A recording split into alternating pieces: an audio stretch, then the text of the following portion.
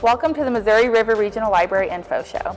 My name is Renee and I'm the library's Public Information Coordinator, and I will be your host today. We have 4 guests from the library today and a lot of information to share, so let's go ahead and get started.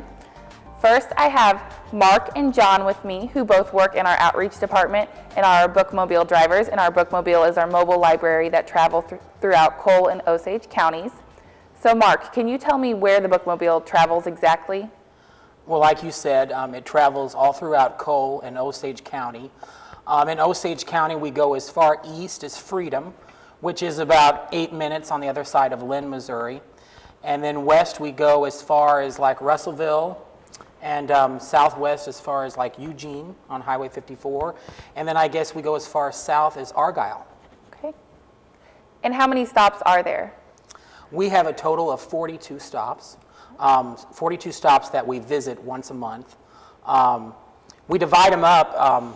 Some of them we call community stops, and some we call outreach stops. An outreach stop is basically a school, a daycare, or a retirement center. And a community stop would be a stop that we traditionally have been doing on Monday evenings and Saturdays, where we just pull up in a town and park at the local church, convenience store, or post office. So John, how long does a Bookmobile typically stay at one of these stops? It varies somewhat. Some of our stops are a half hour, 45 minutes, and then they can go as long as 1.5 hours. But if we were at a school stop and it's a busy school, a lot of kids, we can stay all day if need be. So several hours to just a few, just depending on what the need is. So you mentioned that you stop at some schools. How many schools in the area do you visit? Let's see. We've got a total of 12 schools in Cole and Osage counties that we go to. Okay. All right. So Mark, traditionally, where does a Bookmobile stop in a town?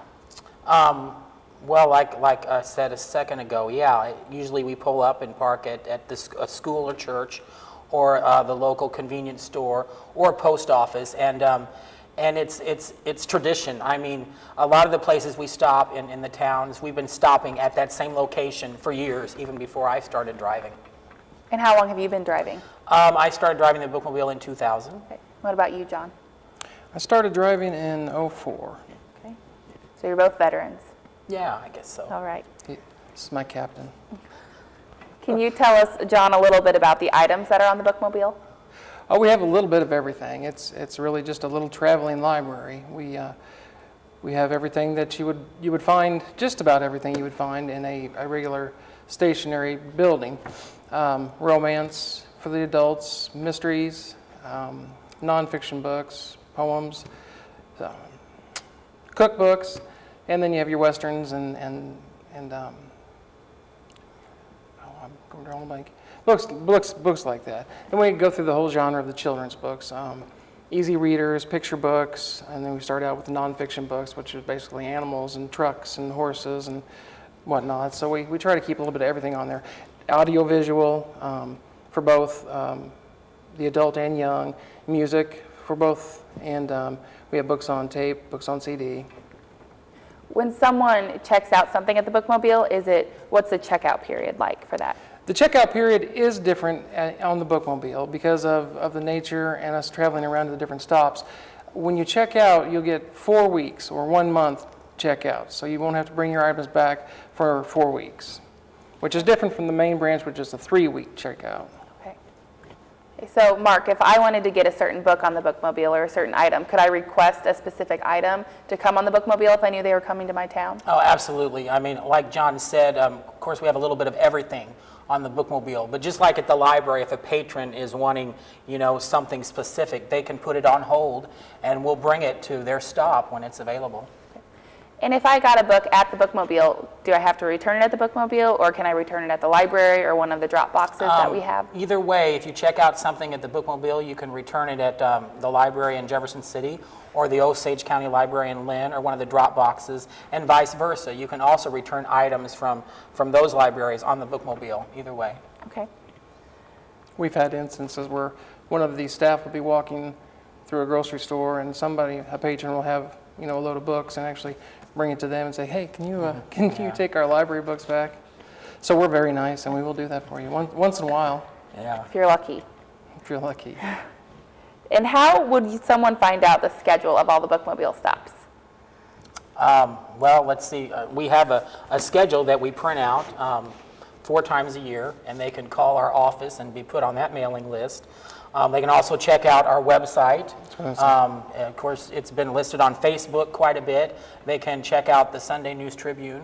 It's usually listed in there, all the stops for the upcoming week. So you said 4 times a year, 1 for each season. Do you have a different schedule? Pretty much, yeah, 3 months at a time. Okay. And what are some popular items on the Bookmobile? Little girls love horse books. Yes. For the kids, yeah, horses, and of course all animals, sports, cars, trucks. I think for the boys now are they're called the graphic novels. They're more of a comic book from our era. And the name change kind of throws the adults off. They think graphic novel. Well, they get to look, and some of them can be kind of, explicit, but the ones we carry on there aren't. They're just comic books, basically. But the little boys really come in and want those, and girls. Joke books are always popular. Any kind of animal book, drawing books, how to make things. Yeah, definitely drawing, yeah. Yeah. We can't keep those on the shelf. And for the adults, of course, I'd say 90% of our adult patrons are women. So just regular adult fiction, romance, mystery. The latest Danielle Steele is always asked for. Yeah. So since you've both been doing this for a pretty long time, do you have any specific memories of driving the Bookmobile that kind of stick out in your mind? Oh, probably many. Just learning to drive it for starters. And of course, we had the old Bookmobile, which was 32 feet long. Then we got the current one, which is 40. So learning to drive that one all over again. And you can tell on the new one where we've had to learn. The learning curve was what each dent has a special place in our heart. Yes. So how long have you had the new Bookmobile? Since 06? 06, I think, yeah, March of 06 or something like that. Yeah. Okay. Well, any other stories or anything you want to share about the Bookmobile that you want everyone to know? It's just a cute one real quick, happened recently. I make little bracelets, and wasn't doing that on the Bookmobile, but I had some in my work bag. A boy comes on that I've known and seen for a long time, kind of grew up on the Bookmobile, if you will, and I gave him one of my extra bracelets, and he said, oh, thank you.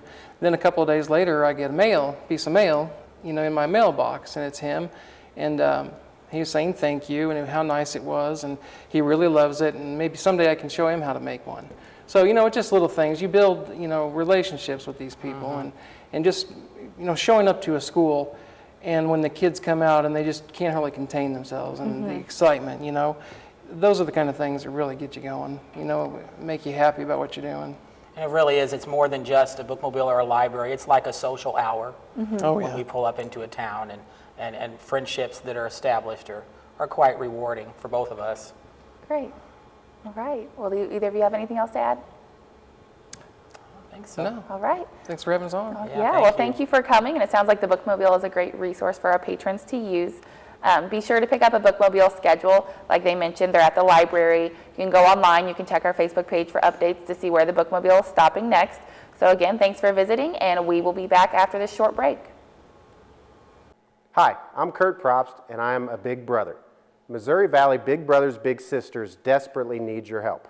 Right now, more than 50 children are waiting for someone to spend time with them, waiting for a mentor. By spending time with a child, you can change their future and improve their chances of succeeding in life. All it takes is 1 hour a week. Call Missouri Valley Big Brothers Big Sisters at 634-3290 to get involved today. We are proud to be a United Way partner agency. Hi, I'm Felicia Petkin, and this is Carol Davison with ABLE, which is the Adult Basic Literacy Education Program. ABLE is a free program for adults with limited reading skills. Through its program, ABLE works to eliminate illiteracy in mid-Missouri, which we think will ultimately improve the socioeconomic level of the area with the help of volunteer tutors. ABLE charges no fees for any of its services or supplies for the students. Each student has their own tutor. Tutors teach one-on-one in a comfortable, private environment arranged to meet both the schedule of the student and the tutor. ABLE offices and tutor rooms are located in the Miller Performing Arts Center in downtown Jefferson City. Find us online at ablelearningcenter.com and like us on Facebook. ABLE changes lives every day with the help of the United Way. ABLE has been a United Way partner since 1989.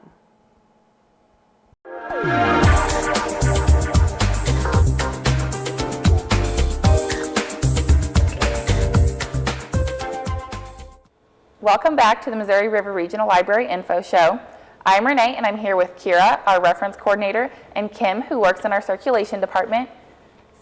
So Kira, as reference coordinator, can you tell me a little bit about the services that our reference desk offers? Yes, we have trained professionals that will provide you with personal assistance with a wide variety of information needs. A frequent question we get is, do you have this title or a book by this author? And we're happy to look it up and show you where to find it. Other people want to be more self-sufficient, and we're happy to show them how our online catalog works. Another type of question that we get a lot is, I'm writing a paper. How do I find newspaper or journal articles? And for those, we've got these online databases, and we'll show you how to use them, how to search them, even how to email articles to yourself. We also answer specific questions, such as, I'm looking for this person's address or phone number, or I'm interested in this bill, Missouri Bill number 2034, and we can look up and see where it's at. A favorite type of question that we get is what we call reader's advisory, and that's where a person is looking for a good book to read, or maybe they want a book that has specific characteristics, such as a mystery that has a strong female detective, or a fantasy book that features animals. And another type of reader's advisory question we get is, I like this author. Can you find me books that are similar to that? And we'll be happy to look for that for you, help you with that. We do this sort of service both in person, face-to-face in the library, as well as over the phone. And if we can't find something to meet your information needs, we try to direct you to another source, be that another library or a government institution where we think you can provide the information. So we have a lot to offer. People sometimes come up and say, I hate to bother you. Come bother us. That's what we're here for, to help you. Okay, you have anything else you want to add? All right. Well, our reference desk is on the main floor of our library, as is our circulation desk where Kim works, but Kim also, aside from working in circulation, coordinates a poetry night for the library. So Kim, can you tell us a little bit about the library's poetry night? We meet about every 3 months throughout the year. We meet in the story hour room, usually about 7 o'clock in the evening. I schedule the story hour room from about 7 until 8, but usually it lasts a little bit longer than that with all the poems that we read and the discussions that we have. And your poetry night is titled The Voice Within Us. Can you explain that title to us? The group kind of feels like poetry is an individual thing. It's a very personal thing. What one poem might mean to one person means something entirely different to another person. So that's pretty much the meaning behind the name, The Voice Within Us, is we feel that poetry is an individual. Okay.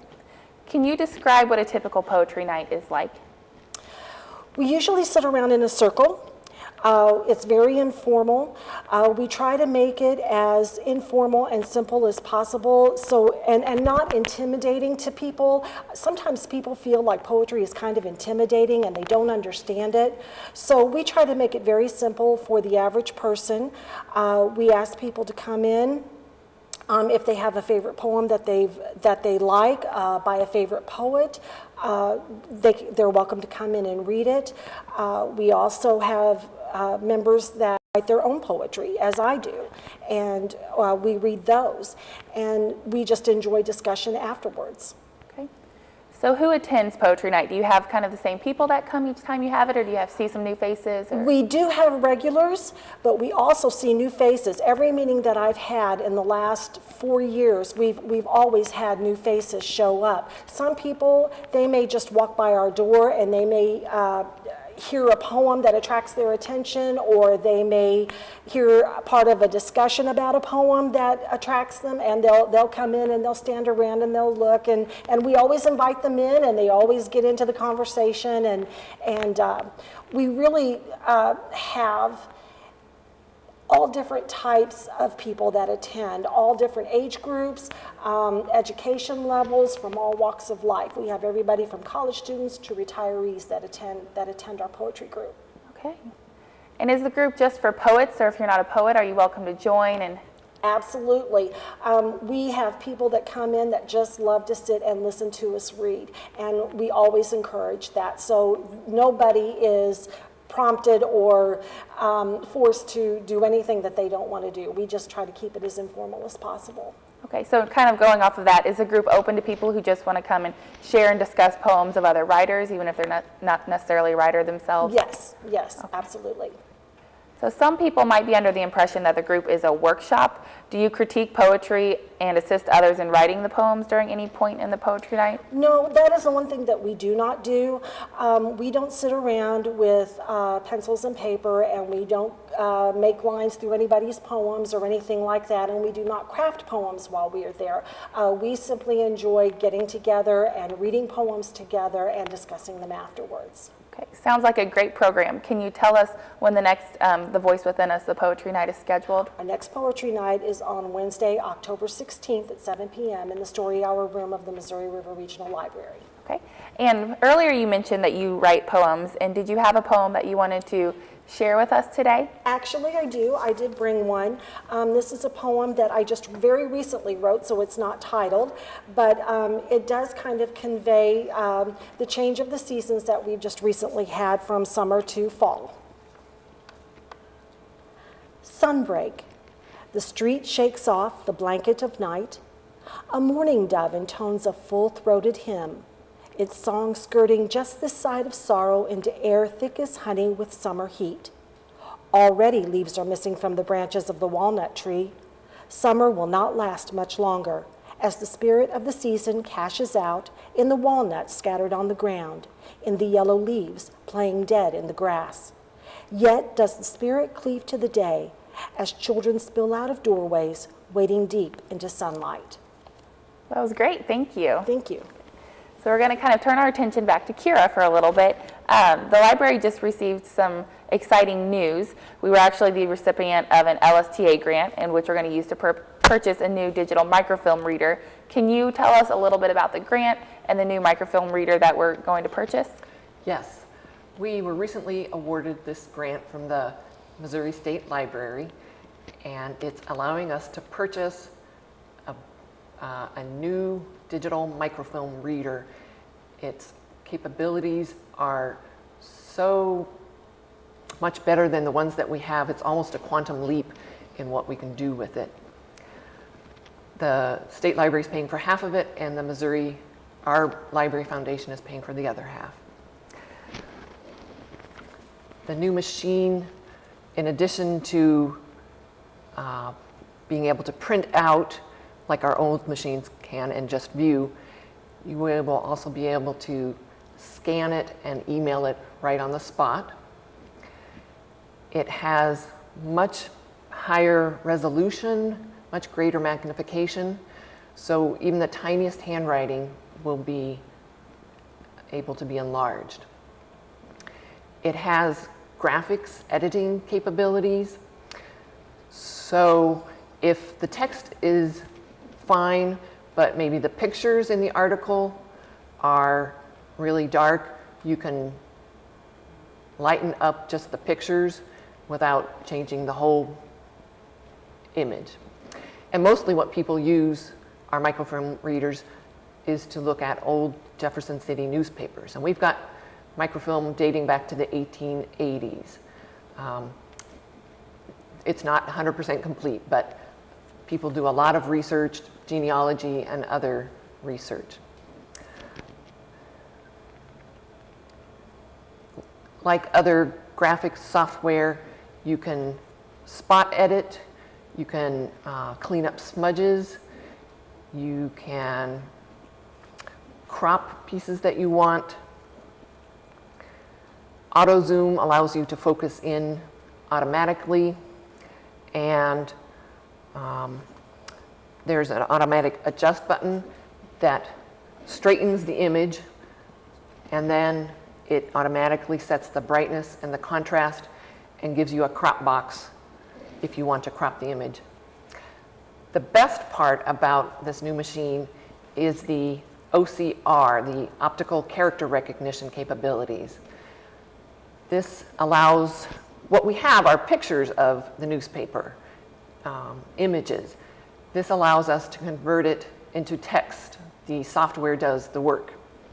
So if you're looking for a person's name, it will take the image that's on the screen and read through it, so you don't have to scan each page verbatim. It'll find the word that or name that you're looking for. And that also allows you to take the picture, the image, and convert it into a PDF so that you can use it in your own files and work with it like a regular text. Right, sounds great. Okay. Do either of you have anything to add about upcoming events at the library or services that we offer? Yes, I wanted to talk about, just briefly mention, our Mystery Murder in Maui night. Our programmer, Taryn, is hosting this on October 12th, and if you enjoy a murder mystery, come on down. It's at 7 o'clock in the evening, Saturday, and it should be fun. Right. And to find out other upcoming events that are going on at the library, you can go online to www.mrrl.org,